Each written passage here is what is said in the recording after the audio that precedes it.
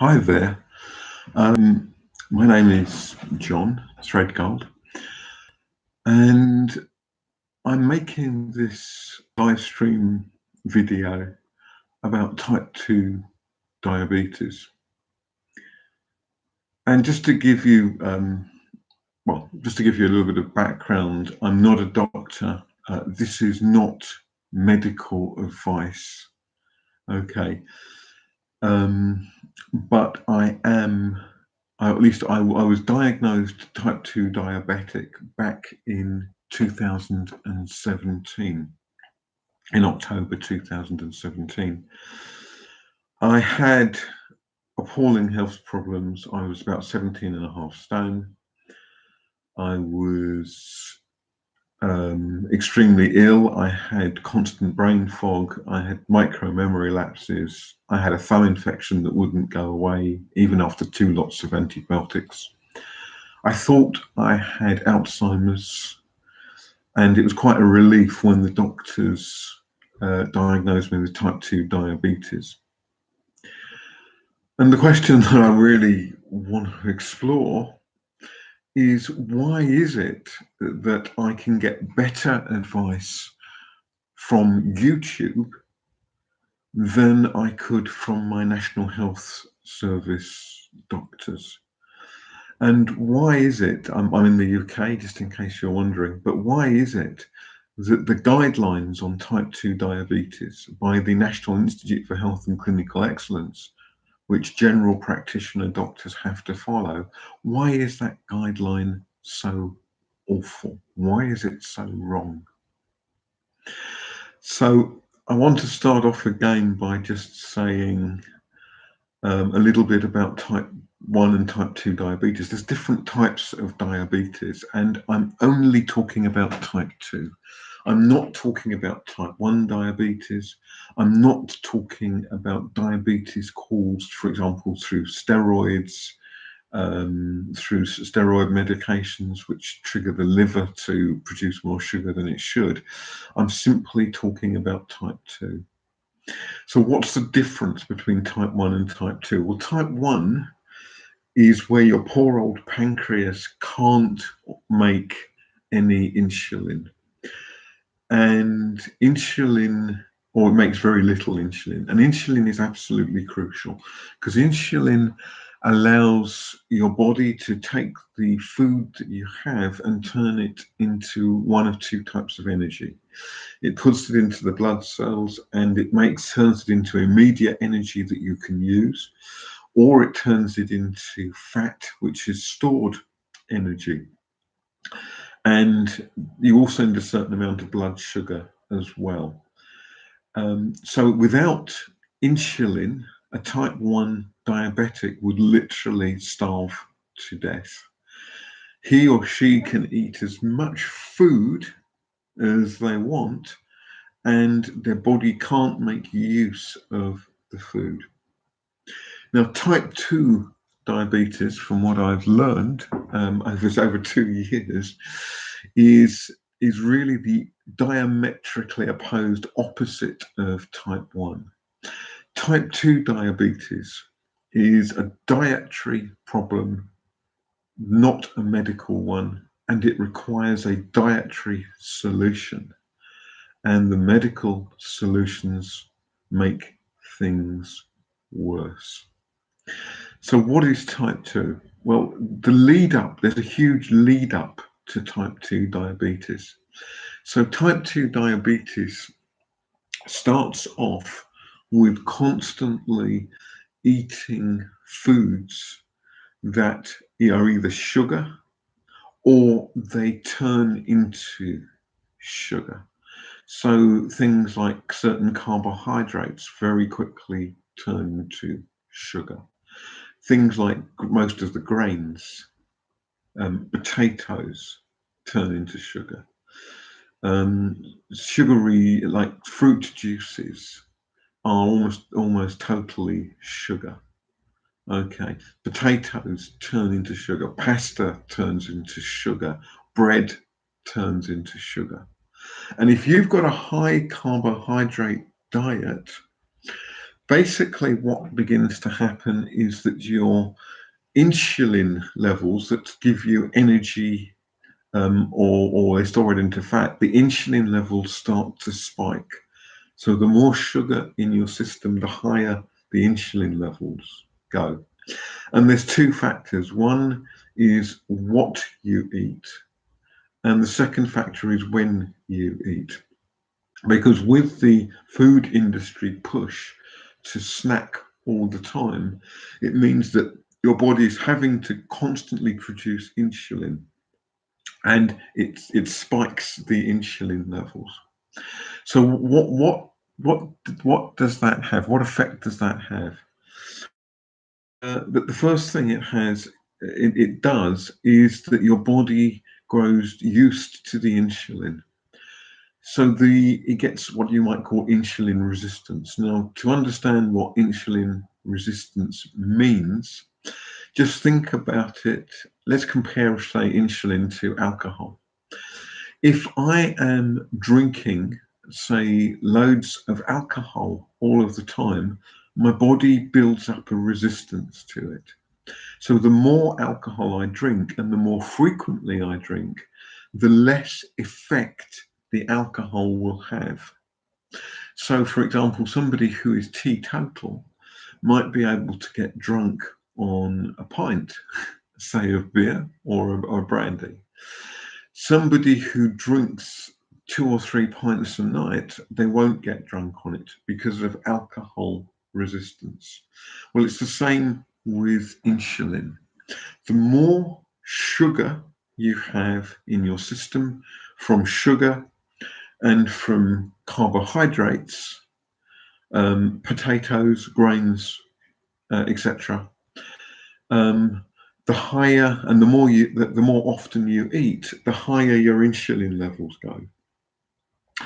And on the way to being type 2 diabetic, two things begin to happen. One is that your body stores more and more fat, because it's giving you a certain amount of energy by getting the sugar into the cells. The surplus is turned into fat, and there's also an overflow into the blood. And normal blood sugars on the hemoglobin A1C test are between 20 to 41 is considered normal sugar levels. So your sugar levels begin to rise over time, and you also have more and more fat being produced. Now, some people are fat on the inside, but because of their metabolism, they can be thin on the outside. So just because you're not fat on the outside, it doesn't mean that the fat isn't building up. And the fat can build up around your heart, your liver, your kidneys, etc., etc. So two things can happen with this insulin resistance. One is that you can be fat on the inside, even if you're not fat on the outside. And the other possibility, which happened with me, is that I was fat on the inside and I began to be fat on the outside as well. And the sugar levels begin to build up and up and up. The insulin levels spike and becomes less and less effective. And eventually the overspill of sugar puts the blood sugar into the pre-diabetic range, which is 41 to 47, and then spikes into 48 plus. Now, some people can be diabetic without realizing it.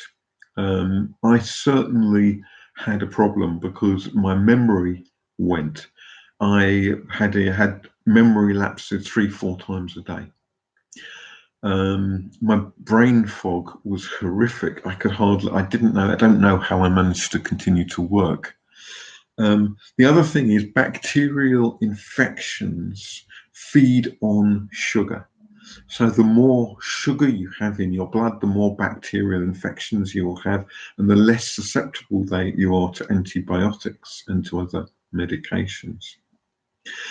So insulin, so what happens is that you have a preponderance of food that is either sugar or carbohydrates that turn into sugar. Your insulin level, your pancreas produces more and more insulin to cope with it. The more insulin you have, the more resistant your body becomes, and the more your sugar gets turned into fat and gets the overspill gets into the sugar, into the blood, which then goes up and up and up. Now, the other thing that I've discovered is that high insulin levels also block your ability to burn fat. Now, given this understanding, and this understanding is much, much better explained, more scientifically explained, you can get free videos by Dr. Jason Fung, F-U-N-G. He's a medical doctor who runs a diabetes clinic in Canada. So why aren't the conventional medications, why don't they work? Well, the problem with conventional medications that you can be prescribed for is that the paradigm used by the British National Health Service and by NICE, the National Institute for Health and Clinical Excellence, is a medical paradigm, not a diet paradigm. They regard the problem as being the blood sugar levels, not the level of sugar entering into your system. So what they do is that they have a whole range of medications, and I'm not sure if I'm pronouncing it right, metformin and other medications that are designed to lower the blood sugar levels by tricking the body to taking more and more sugar into your system. But this is not an answer. It's not an answer because the diabetes leads to a whole load of other secondary symptoms, and except I don't think they are secondary, but they lead to other things. They lead, for example, to problems with your feet. When I was diagnosed diabetic, I still have some problem. I had horrific pains in my feet that were keeping me up at night. My feet, if you like, were rotting away. The nerve cells in the feet were being killed by the diabetes.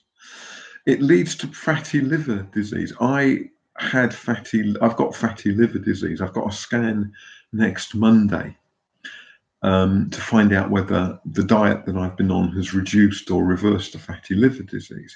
It leads to heart attacks. It leads to eye problems.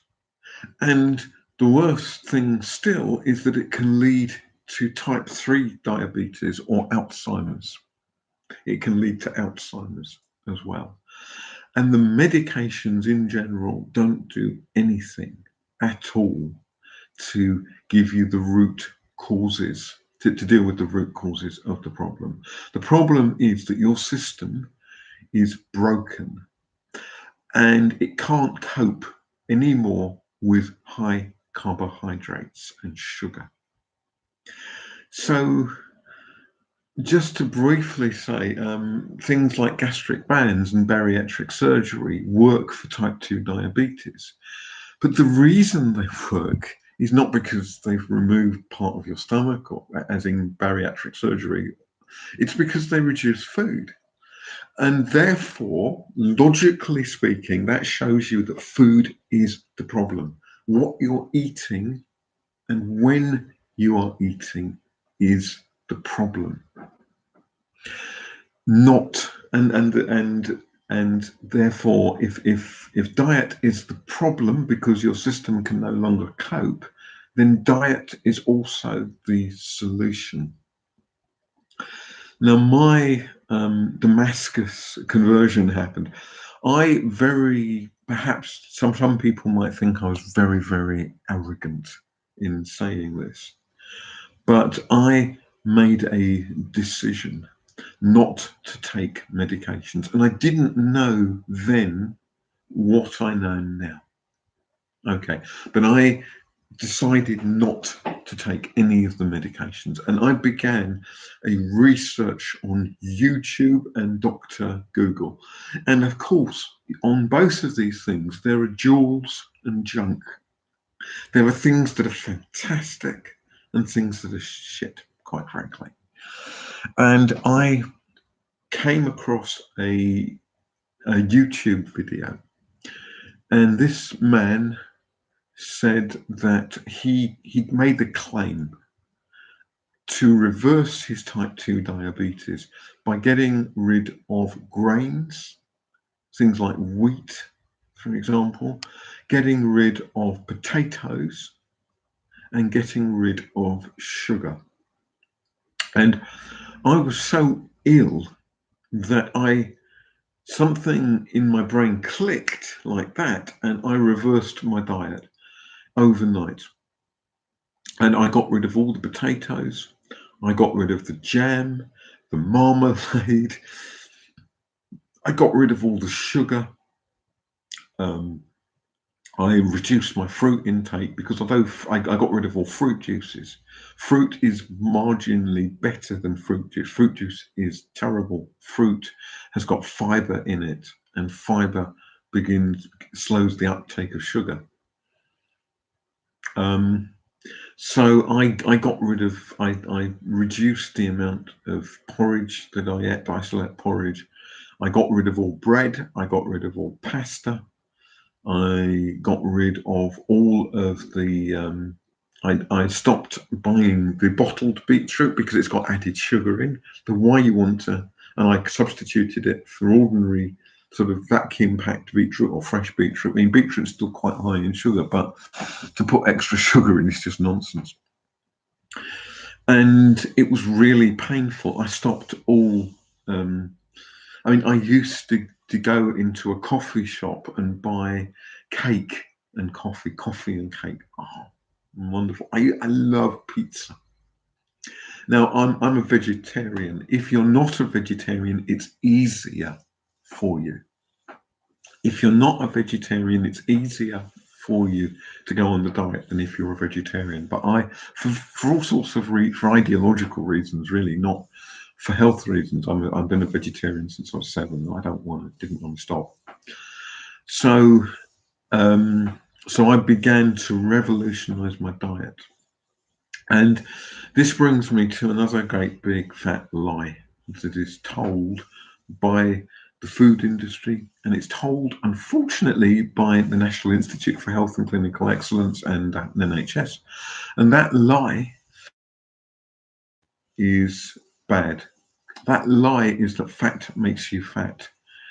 The lie is that fat clogs your arteries and gives you heart attacks. The only sorts of fats that are really bad are fats that I believed formerly were healthy. Anything that is man-made fat, man-produced fat, is bad. The vegetable oils, which are not vegetable oils, like corn oil, and they're really seed oils, are bad. They are not good. Butter is actually healthier for you than margarine, so I've discovered. And this lie about fat is prevalent, and it's being promoted. Fat doesn't make you fat. If you want more technical information than I can give, again, I'm recommending the videos by Dr. Jason Fung called The Obesity Code. Have a look at that. His series of videos are free on YouTube. My research tells me that a guy called, I think, Ansel Keys produced a fraudulent, cherry-picked study that showed a correlation between fat consumption and heart disease. It was a complete and utter lie. He called it, I think, the 6 Nation study, but it was the 26 Nation study. The vast majority of evidence was against it, and the evidence that appeared to show that in favor of it, there were actually other factors that contradicted it. So what happened was Ansel Keys produced this study. All of the world's governments, the USA, the British, Europe, all these governments and took it completely on board, swallowed the lie wholesale, and they ordered the food industry to remove fat. And the food industry removed fat and substituted it with sugar. And this has led to one of the biggest epidemics in the world on obesity and type 2 diabetes. And we're still, despite the fact that Ansel Keys' research has been debunked 30 more years ago, it's been debunked again and again and again. The world governments are still promoting these lies. And the National Institute for Health and Clinical Excellence recommend low calorie, low fat diets, which are lies. My doctor, being quite intrigued by the fact that my sugar levels have plummeted, asked me how my low fat diet was going. And I said to her, I'm not on a low fat diet. I'm not on a low calorie, low fat diet. I'm on a low carb diet, and I don't care about the fats unless they're vegetable oils, which are bad for me. Olive oil is great, butter is fine. If you're a meat eater, which I'm not, then lard is okay. If you're meat eating, that's okay. But fat doesn't make you fat. It's a big fat lie. And I guess pride, arrogance, and vested interests are preventing the National Health Service from telling the truth about this. Now, I've been off on a rant, but like type 2 diabetes, right? How do you reverse insulin resistance, which is the core of type 2 diabetes, according to Dr. Jason Fung? How do you do that? Well, how you do that is by slashing your sugar intake. Because if you have less sugar, I got rid of bread, right? I got rid of wheat. I got rid of pizza. I got rid of all fizzy drinks. And by the way, if you're tempted to do low zero carb drinks, they have got something called aspartame in, which actually really screws up your system. So much better to have water than to have the diet drinks. Okay, slash those diet drinks, slash those juices.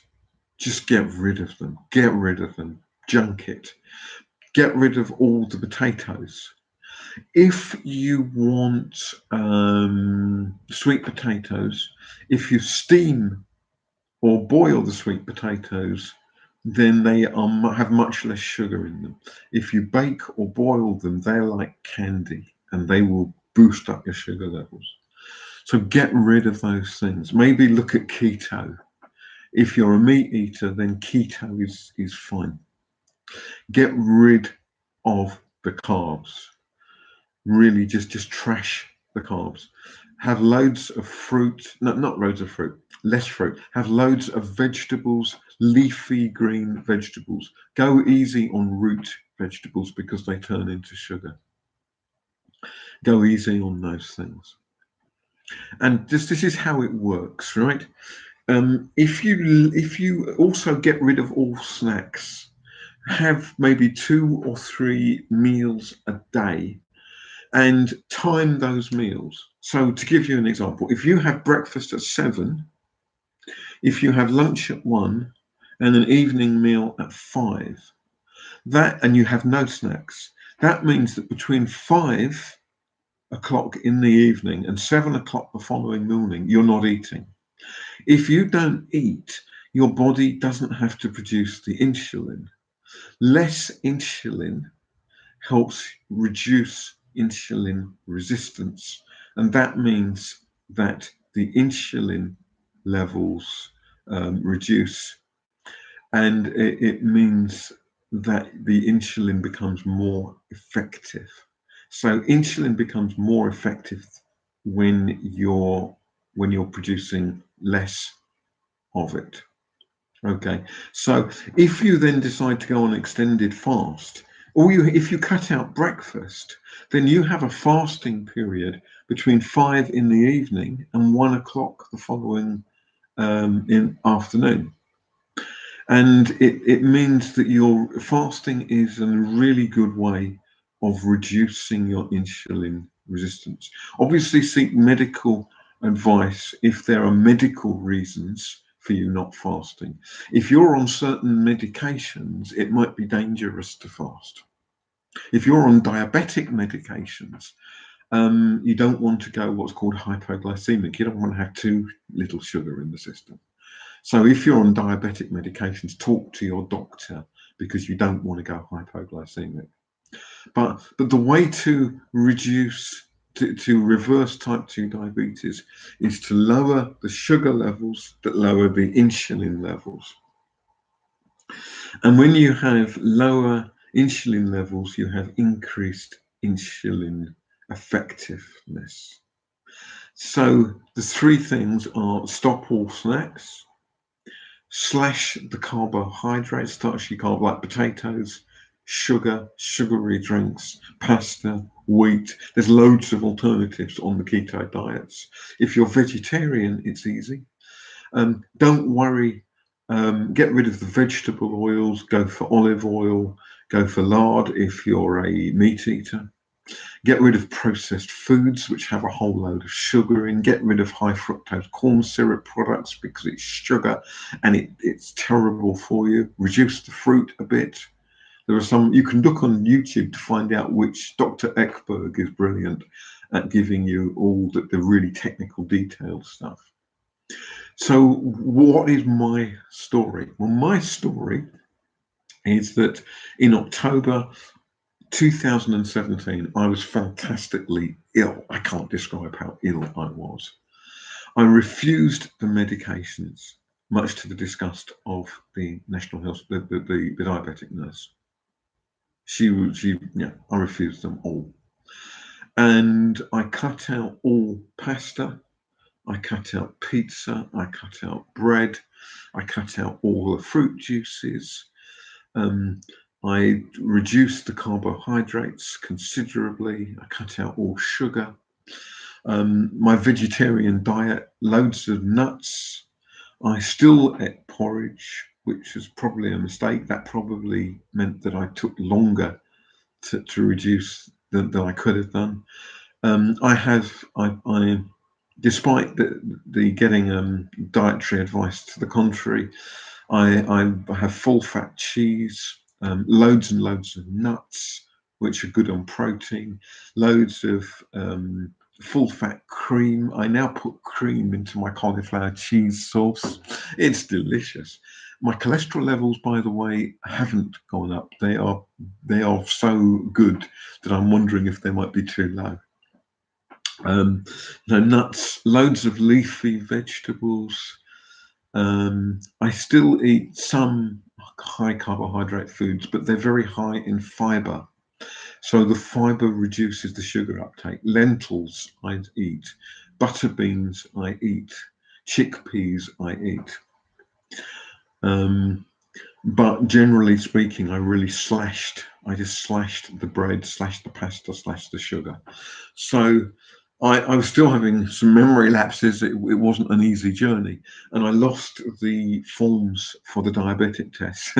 So in October 2017, my sugar levels were 65. By comparison, 48 plus is diabetic. Okay.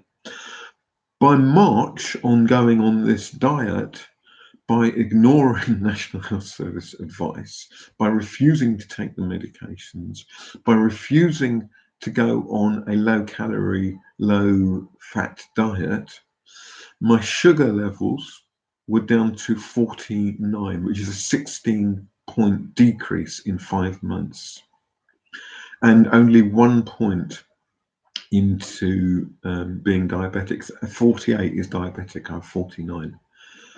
And my memory began to improve, and my thumb infection had obviously gone. The brain fog It still happens occasionally, but it was substantially reduced. I was functioning an awful lot better. Now, about this time, I also discovered Dr. Jason Fung and his low carb, but intermittent water only fasting. So also my weight had gone from about 17.5 stone to about 16 stone. So I'd lost about 1.5 stone as well. And again, the weight loss is a consequence of reversing the type 2 diabetes. And let me just explain why. High insulin levels block your ability to burn fat. So when in the past I've done low calorie diets, but they're low calorie, but they still include a lot of carbs. I did manage to lose weight, but the insulin levels, I guess, because of the carbs and sugar, were still quite high. They blocked my body's ability to burn fat so much. It did burn fat, but it was very difficult. So what happened was that on low calorie, my metabolism just slowed ground to a halt, and I had constant hunger pangs. And all of the weight that previously that I'd taken off actually went back on again. So I lost about 3 stone before, and I put it all back on again, and I got incredibly ill. Now, contrast that with low carbohydrate, high fat. Right, insulin levels go down. The sugar levels go down. Insulin levels go down. Lower insulin levels mean that my body, although it's getting less food and less calories, has ready access to the fat that is stored energy. Because it has a ready access to the fat that is stored energy, it means that I don't get the hunger pangs. Right? So if I don't get the hunger pangs, it's much easier to lose weight. So with low calorie, that has got still a lot of carbs in, the insulin level, the fat does come down, but the insulin levels are quite high, and the body slows down, and you become incredibly hungry. I was hungry all the time. With low carb, the body goes, oh, we've got lower insulin levels. Oh, we've got a whole load of fat to burn. We don't need to send the man hunger pangs. We don't need to tell him he's hungry, because we can burn off all this reserve energy that's fat. So by June, so my sugar levels in March were 49. I introduced fasting at that point. So that 16-point reduction had been done without fasting, just on low carb. I introduced fasting. My weight continued to drop, and my sugar levels were down to 40 on the HbA1 scale. You can look up the scales again on the internet. If you do HbA1c internet, you can look up the scales. And there's different ways. There's a percentage, there's a fluid ounce, and there's this absolute figure. So the NHS have been giving me the absolute figure. So they went down to 40. They've been 40 or less ever since. It went down another 2 points to 38 in September 2018. It went to 37 in December. The NHS decided to only test me once a year. I've challenged that, and they've now reversed it. Now, it then went up again to 39 in July. And what I realized, having had it gone up, was that I'd cut back on the fasting one, and I was increasing my fruit intake, and the fruit intake led to a 2-point increase. The doctor's attitude was, well, your blood sugars are normal, so what's the problem? Anyway, It spurred me into action. My weight by this time was down to 15 stone, which is still, it's 2.5 stone lighter. But I decided to double down. So I cut my fruit intake and reduced, but not eliminated, my porridge. Porridge is really good for fiber, as well as the nuts being good for fiber. And you need a lot of fiber. You need to increase fiber. So I doubled down on the fasting, and I doubled down on the fruit intake, and I reduced my porridge intake.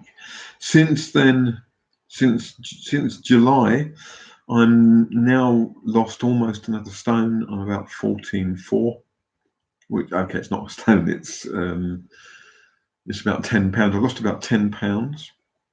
And my latest blood sugar levels are astonishing to the doctors.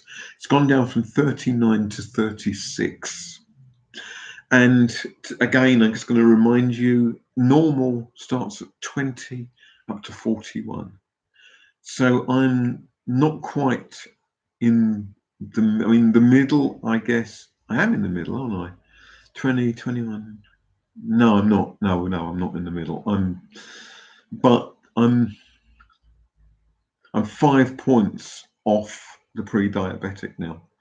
I've gone to 5 points off. I'm 36. And I'm hoping that I can get it down further. I also had to write a letter to my local doctor and saying the reasons why I wanted more regular testing. And the reasons I want regular testing is because it's really easy. My system is screwed. My system can no longer cope with carbs. And it's very easy if I let off on the diet, my sugar levels can creep up like they did. They crept up 2 points. They can do another 2 points, another 2 points, and I'm in the danger zone again. So I want regular testing to make sure that I'm on the straight and narrow, because it's easy to do this. Also, let me be honest. I went out last night with friends. I hadn't seen them for ages. I allowed myself to have an ice cream, and my body did not like it. It sent me hyperglycemic. I got dizzy. I felt quite ill. Luckily, it didn't last. But if I start, I'm very fortunate because my body is now so sensitive to these carbohydrates that my body instantly tells me if I'm going off, if I'm leaving the straight and narrow, which is good. It's awful. It's very difficult when I'm socializing. I have to be very, very careful about what I eat when I'm out. I have to be so careful about that. Things like, rice, for example, can increase your blood sugar levels really badly. White rice, brown rice, it can do that. I went for an Indian meal. I didn't have rice, but I had a dosa with cheese and spinach, which I'm hoping was all right. I'm hoping there wasn't a lot of sugar in there. I'm not sure. But I had mint tea rather than the mango lassi, which is full of sugar. But I did have an ice cream. I had one of those really delicious kulfis, and within a few minutes of eating it, my body was telling me that I had done wrong. I had done wrong. It does lead to another question. Why is it that I can get better, and probably worse as well, but I can get better advice on type 2 diabetes from the YouTube than I can from my National Health Service general practitioner? Why is it? And there's two questions really that come to mind. Firstly, why is it? And secondly, how do we reverse this situation? How do we get NICE to change the guidelines? Now, my speculation about why it is that it's a whole number of factors. The first thing is think about money. Who would suffer most if the NICE guidelines said type 2 diabetes is a dietary problem that requires dietary solutions? Here are the solutions. And medications will deal with the symptoms but not the root causes, and they won't stop you from getting eye problems, feet problems, heart problems, liver problems, kidney problems. Who would serve to lose if we had this honest guidelines? Well, the obvious answer is the pharmaceutical industry, isn't it? The pharmaceutical industry provide life-saving medications, life-saving insulin for type 1 diabetics. So let's not say I'm anti-pharma, because the insulin is literally life-saving. A type 1 diabetic without insulin would starve to death regardless of how much food they ate. And by the way, that also gives you the lie to the calories in, energy out nonsense. It's not contradicting the law of thermodynamics to say it's nonsense. It's nonsense because the body has to be able to utilize the energy, and insulin is what helps the body utilize it. That's why that theory is wrong. So the pharmaceutical industry clearly had no interest in doing random controlled trials where they pit their medications against a low carb, high fat diet. They've got no interest in it. And NICE, National Institute for Health and Clinical Excellence, my guess is that despite the fact that more than 10% of the National Health Service budget is spent on diabetes, and the vast majority of that is spent on type 2 diabetes and obesity. Despite the fact that it's a huge problem, you could argue that NICE are staffed by the sort of people who had worked in the pharmaceutical industry or sympathetic to it. So they're in a bubble. They're in a bubble in which they will only think about pharmaceutical solutions, in inverted commas, to this. So there are vested interests in stopping NICE from giving proper guidelines. Another possibility is things like groupthink, that they're in a bubble. They refuse to look at the substantial amount of evidence outside of NICE, outside of the bubble. So it's quite possible that the people who write these guidelines, even though they may have PhDs, they are only mixing with the pharmaceutical industry. They're in a bubble, they're in a group think, and anything that challenges that group think is automatically rejected. That is another possible solution to that, as to why it is I can get better advice from YouTube on type 2 diabetes than I can from NICE or the National Health Service. Why aren't doctors more aware? Well, the first thing is that doctors are GPs, and GPs are general practitioners or generalist practitioners. They have to have a little knowledge on a whole huge range of things, not just type 2 diabetes. And they are absolutely dependent on NICE guidelines. So the busy GP dealing with a whole range of issues will simply go to the NICE guidelines. And the NICE guidelines are governed by the pharmaceutical industry. You can see how it works or how it doesn't work. So your average GP is going to be none the wiser. They're also going to be none the wiser on obesity as well, because NICE guidelines, based on the fraudulent evidence of Ansel Keys, say low fat, low calorie, which is nonsense. And again, they will be going to NICE guidelines. And the NICE guidelines are governed by NICE. NICE are controlled, presumably, one way or another by the pharmaceutical industry. So you're not going to get good advice, are you, from that system? So your general practitioner is just not going to know. And in my experience, when somebody like me produces results like HbA1c is down to 36, it's almost like they don't want to know. It's like they're so busy, they're so inundated, they actually don't want to know. It's like it's too much of a hassle. The other reason why they don't want to know is this. The way the National Health Service is funded, there are financial incentives for following NICE guidelines. Now, when the NICE guidelines are good, as in type 1 diabetes, that is and does not constitute a problem.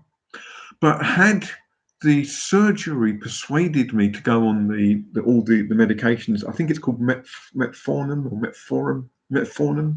I'm not pronouncing it right. Had they persuaded me to do that, then the surgery would have got additional points for fulfilling NICE guidelines, and additional points means surgery gets additional money. So not only are doctors generalist practitioners following NICE guidelines, but the surgery is financially incentivized to follow NICE guidelines, even when the NICE guidelines are wrong, as in type 2 diabetes. So that is why I can get better information from YouTube and worse information, it's jewels and junk out there, than I can from my National Health Service practitioner. That's why. Before I go on to how we change it, there is another terrible thing that's happening. Because when the metformin or the other medications fail, type 2 diabetics are also, and this is covered in the NICE guidelines, being given insulin injections. And people who are getting those insulin injections are on a long, slow, grueling death sentence. They're on a death sentence because the sugar is flooding through the body. The boost in insulin prevents them from losing weight because insulin blocks weight loss. If they're on the stupidity of a low-calorie, low-fat diet, then they're going to get incredible hunger pangs with that. I know from personal experience. And not only that, not only does the insulin block fat burning, but the sugar causes problems with feet, with the heart, with the kidneys, with the eyes, with the liver. So it's a bit like for a doctor to give somebody insulin who's type 2 diabetic, it's a bit like telling an alcoholic they need to drink more alcohol. You know, if the alcohol's clearly not giving you that nice drunk feeling, have some more. But we know with alcohol, if you do enjoy getting that nice drunk feeling, then the best way of doing that is to slash your alcohol consumption, so that your body is not resistant to it. You know, I haven't drunk alcohol in years. There's nothing. Well, that's not true. I haven't seriously drunk anything in years, so I only need a tiny drop of alcohol to get me merry, because I just don't drink. And to give people insulin on top of everything else, rather than saying to them, you have to change your diet and forget about low calorie, low fat, eat as much fat as you want, as long as it's not vegetable oils and margarine. You know, eat the meat fats, eat the cheese, eat the cream, eat the nuts, eat the avocados. But get rid of those carbs, get rid of the sugar, get rid of the bread, get rid of the pasta, get rid of the pizza. Slash the carbs. Um, it's put to give type 2 diabetics insulin, in my view, is to put them on a long, slow, painful death sentence. And I don't even believe that the doctors are doing it. They're following nice guidelines, for goodness sake. The doctors aren't doing anything wrong, are they? um I'm just exasperated. It's just so fucking stupid. Excuse my language. Fucking stupid. It's wrong. But so that takes us on to how do we change it? And yeah, things are happening. But they're happening so slowly. Um, diabetes.co.uk is now running a low carb diet program, which is brilliant. And more people are reporting success. I don't know how you get NICE, who are sitting in the pockets of the pharmaceutical industry, to change it. I tried dialoguing with with one particular pharmaceutical industry on their type 2 diabetes. And every time they ask for type 2 diabetics to come on their medical trials, I posted a Jason Fung video on their adverts. And I also contacted them via Facebook. So and I pointed out various inaccuracies in their description of type 2 diabetes. The amazing thing that happened is that they have they've stopped me from messaging them on Facebook. They have prevented me putting any comments on their adverts, but they've also rewritten the blurb on type 2 diabetes.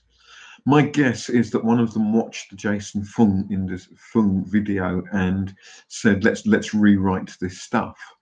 But the one thing you can be absolutely sure is that this particular company is not going to be running random control trials comparing low carb to their medications, because they have no interest in helping people deal with the root issues of type 2 diabetes.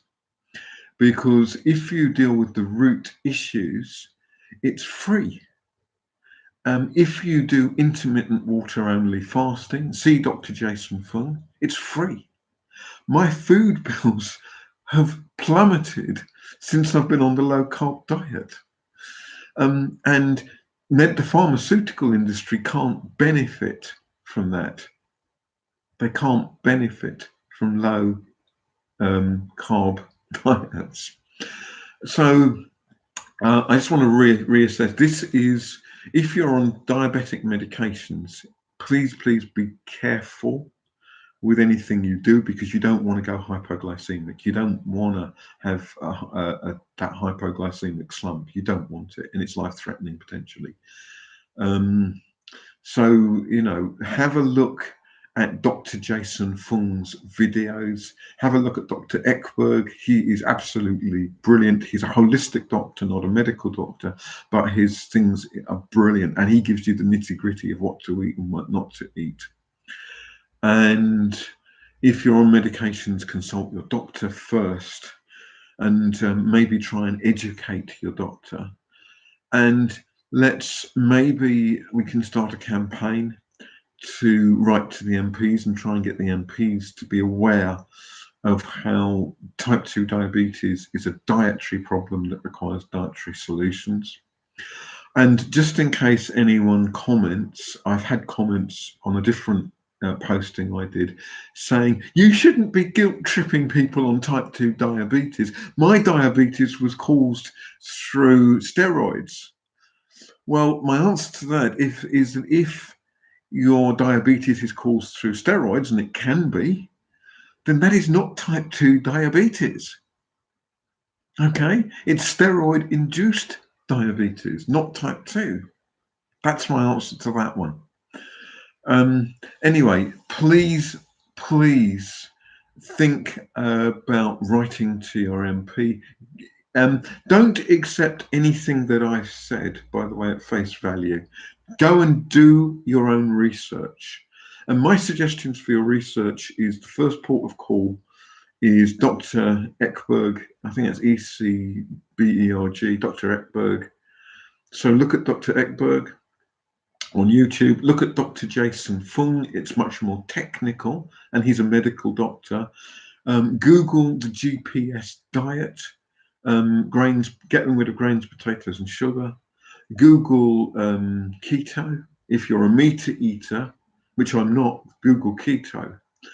And if you do start to put any of this stuff into action, make sure that you can monitor your daily blood sugar levels to make sure you don't get anywhere near hypoglycemic. This is not medical advice. This is my personal experience. And if you have watched it, brilliant. And I'm hoping it's good. I'm not very technically savvy, so I'm hoping to put things into the links. But to Dr. Jason Fung, GPS diet, and and Dr. Ekberg. Those are my three. Start with the research there. And good luck on your journey. And I'm now down to just over 14 stone from 17 and a half. My latest HbA1c test is an astonishment to the doctors. It's down to 36. Yes. And my body is kind and generous. And when I stray from the path, it lets me know big time. And don't think of that as oh, I'm feeling ill. Think of it as my body's giving me information. Thank you, body. Okay, over and out. I'm John Threadgold, and this is Over and Out.